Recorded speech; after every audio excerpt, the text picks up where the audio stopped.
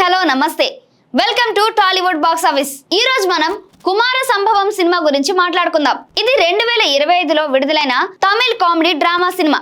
Balaji Venugopal director గా తెరకెక్కించాడు. కుమరన్ తంగరాజన్ హీరోగా debut చేసిన సినిమా ఇది. పాయల్ రాధాకృష్ణ, ఎలాంగో కుమర్వెల్, బాలా శరవణన్, జిఎం కుమార్, వినోద్ సాగర్, లివింగ్స్టన్ తదితరులు ముఖ్య పాత్రల్లో నటించారు. సినిమా సెప్టెంబర్ 12, 2025న థియేటర్లో రిలీజ్ అయింది. ఇప్పుడు కథ గురించి మాట్లాడుకుందాం. కుమరన్ ఒక యువ సినిమాటోగ్రాఫర్. తన తొలి సినిమా తీయాలని కలలు కంటాడు. దీనికోసం తన తాతని ఇంటిని అమ్మాలని ప్రయత్నిస్తాడు. కానీ ఆ ఇంట్లో అద్దెకు ఉంటున్న వరదరాజన్ ఒక యాక్టివిస్ట్. ప్రతి చిన్న విషయానికి కేసులు వేస్తూ అందరిని ఇబ్బంది పెడతాడు. కుమరన్ వరదరాజన్ మధ్య గొడవలు జరుగుతాయి. ఒకరోజు వరదరాజన్ చనిపోతాడు. అది మర్డర్ లేక సూసైడా అని పోలీసులు ఇన్వెస్టిగేషన్ స్టార్ట్ చేస్తారు.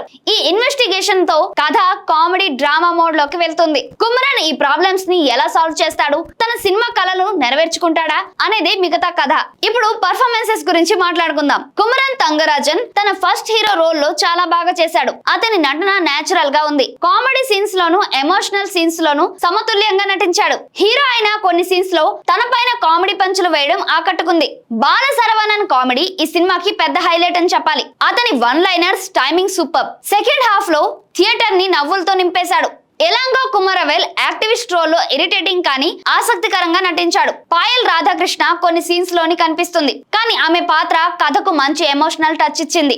జిఎం కుమార్, వినోద్ సాగర్, లివింగ్స్టన్ వంటి సపోర్టింగ్ క్యారెక్టర్స్ కూడా తమ పాత్రలకు న్యాయం చేశారు. ఇప్పుడు సినిమా గురించి మాట్లాడుకుందాం. ఈ cinema comedy drama family emotions mix చేసిన feel good movie. Director Balaji Venugopal తన మొదటి సినిమా లక్కీ మ్యాన్ తర్వాత ఈ సినిమాతో మళ్ళీ క్లీన్ కామెడీని తీసుకొచ్చాడు. సినిమా ఫస్ట్ హాఫ్ కొంచెం స్లోగా స్టార్ట్ అవుతుంది. క్యారెక్టర్స్ ని సెట్ చేయడానికి టైం తీసుకుంటుంది. కానీ ఇంటర్వెల్ బ్లాక్ లో ఒక ట్విస్ట్ తో కథ ఆసక్తికరంగా మారుతుంది. సెకండ్ హాఫ్ చాలా ఫాస్ట్ గా ఉంటుంది, నవ్వులతో నిండి ఉంటుంది. కామెడీ సీన్స్ డబుల్ మీనింగ్ లేకుండా క్లీన్ గా ఉంటాయి. ఇది తమిళ సినిమాలో ఈ మధ్య కాలంలో అరుదని చెప్పొచ్చు.